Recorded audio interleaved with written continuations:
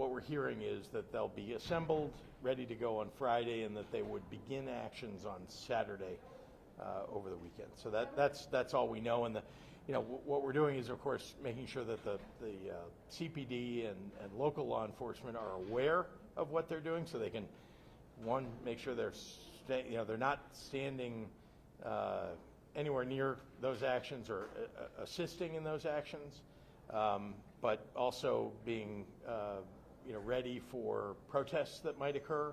And then very importantly, we've asked for the public to be ready with your iPhone and any way that you can to record what's going on in their neighborhoods by ICE, because we think that's the best way to demonstrate what ICE is doing if they're doing something wrong, or to keep them honest and doing the right thing because they know they're being watched. What type of protection are you offering the community outside of getting upset? Well, as you know, we cannot stand in the way. It's not like we're going to have armed men standing in between. That's not something that's legal. That's not something that the state of Illinois can engage in or the city of Chicago can engage in. What we're trying to do is to get them to follow the law, and when they are not following the law, we can take them to court, prosecute them if they're doing something truly illegal, which one of the things we're very concerned about is, you saw what happened in LA. There was a whole lot of activity that appeared to be illegal.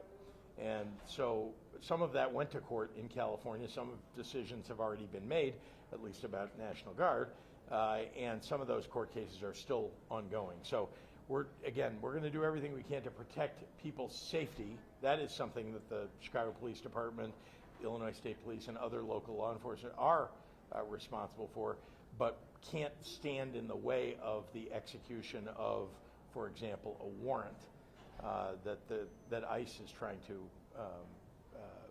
execute. Yeah, Marianne. There are those critics who are saying this is all political.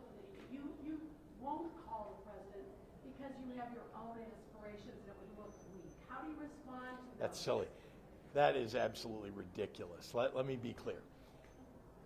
The president is begging me to call him to ask him to do something that we don't want. He wants me to call him and ask him to call in National Guard to the city of Chicago. We don't want it. So that's why I'm not calling the president. I have been very clear about what we do want. What we do want is civilian law enforcement assistance. We want to make sure that we have enough FBI, ATF, DEA on the ground. We have some already, as you know. They do really good work, working in tandem with state police, working in tandem with Chicago Police Department. But we can use more. We can interdict more drugs and more guns that are coming across the border into the city, into the state of Illinois. And there's more work that we can do to make sure that we're fighting crime with, again, civilian law enforcement. And I've been very clear about that. The president wants me to call him about National Guard. I'm not going to do that. Yeah. You talked yesterday about picnics and parades specifically. Can you tell us sort of where that intel comes from? Because, our station's been talking to parade organizers today, and they say, as far as they know, there's no reason to believe that's a threat. Can you tell us where your information comes from? Look, I'm not going to tell you where it comes from, and it's not because it doesn't exist. It's because we've gotten calls from people who don't want to reveal their names to the public. These are people from inside the administration or inside the military or inside the National Guard who are concerned about what's happening in this country. These are patriots who want us to know what's happening. We're getting no information from the federal government, and all we got was one call from Gregory Bovino, who let us know that ICE would be instituting actions in the city of Chicago without any details at all. So I want to be clear, I'm not going to reveal where we're getting this information from, but I am going to be communicative to the public about what we have heard and what we do know so that they can be prepared themselves. Olivia. Thank you. Governor Abbott yesterday, after your comments, basically denied that the Texas National Guard is being staged. I'm wondering if you can respond to that. Yeah, guess what? When they want to federalize, I just want to respond to that because I've heard this. When they want to federalize the National Guard, they do not call the governor. They call the National Guard. There is a National Guard Bureau in Washington, D.C. that operates with all of the National Guards across the country. They start there. and they work through the National Guard.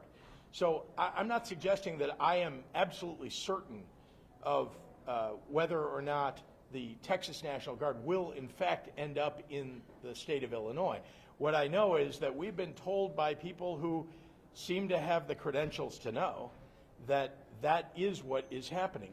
If he wants to deny it, the governor of Texas, let's just take into account that he has not been a good actor at all toward the state of Illinois. So I don't really trust anything that he is saying in this moment. No, Yes. Governor, I'm calling the president. You said something to the effect yesterday, you don't want to be part of the spectacle, but President Trump tends to like a show. The spectacle, yeah. Don't you think if you maybe called him, you could lower the temperature in all of this, and you could ask for the civilian resources, the law enforcement, non-military resources that you just talked about? For example, sir, if you were president and you wanted someone to call you, wouldn't you want them to call you? No, I would pick up the phone and call them. I don't understand why everybody doesn't understand this. It's as if he's begging me to call him because he wants me to ask him for National Guard. That is what he is trying to do. There's a second reason, and you should pay close attention to this. He wants to set into the fact pattern that the governor called him to ask for help. Why? Because he's going to end up in court. He's going to end up in court. And that will be a fact that they will use in court, that the governor called to ask for help. And I'm sorry, I'm not going to provide him with evidence to support his desire to have the court rule in his favor. I'm just not going to do that. Last question. Shia. This morning, Trump said, maybe he may be listening to you, he said he wants to go to states where the governors do want him and that they might go to New Orleans. And it's not clear whether he meant instead of Chicago or in addition to Chicago. Are you hearing anything about that? Now, I think it's possible that he actually heard about the decision in the California case about National Guard. I mean, I know the man doesn't read much, but maybe somebody told him about it. And that decision was that, no, you cannot create a nationalized police force out of the National Guard and send them in wherever you want to. That is illegal. Posse comitatus. Period. Everybody should look that up. You cannot do criminal investigations or law enforcement with our military. And that is what that case held. That is what the law already says. And I think he is just, I mean, he may have actually heard that. So where can he go? Well, where a governor asks for help or asks for the National Guard to come in. I want to point out one other thing. The governor of Louisiana doesn't need the President of the United States to call out his National Guard to deal with crime. A governor can call out, I called out the National Guard. I've done it several times. I did it when we had protests and that got out of control in the city of Chicago. I've done that before as a governor. Governor of Louisiana can do that too. So you should pay attention to, he's looking for circumstances in which the governor is willing to call out the National Guard so that he can look like he's getting something done. The governor of Louisiana can do that on his own, doesn't need the president to ask him to do it. All right, thank you so much, everybody.